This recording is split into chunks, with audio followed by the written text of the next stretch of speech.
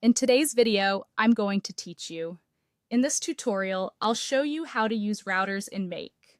Let's start from a blank canvas in Make.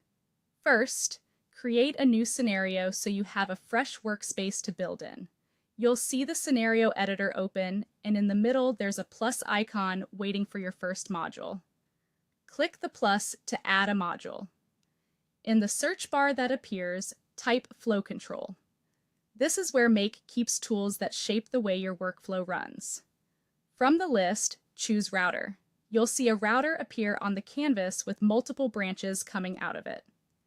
Think of the router as a traffic director for your automation.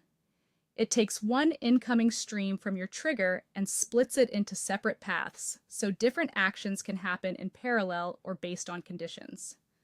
For example, from a single trigger, you might send an email on one route, save data on another, and kick off a different task on a third. This is powerful when you want several outcomes from the same event without duplicating your setup. Now let's put the routes to work.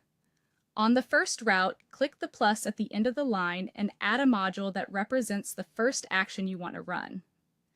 This could be anything your scenario needs, like sending a notification or creating a record. Then move to the second route, click the plus there as well, and add another module for your second action. You can continue like this for as many routes as the router provides, tailoring each path to a distinct task. If a service asks for configuration, use your existing connections and map the fields you need so the data flows correctly.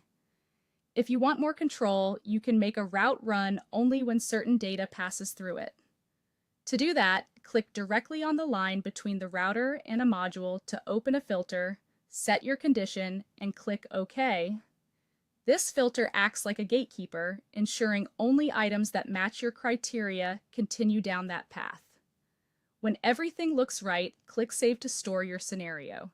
Saving ensures your modules, filters, and connections are preserved and ready to run. Next, click Run Once. This test run processes the scenario one time so you can confirm each route behaves as expected.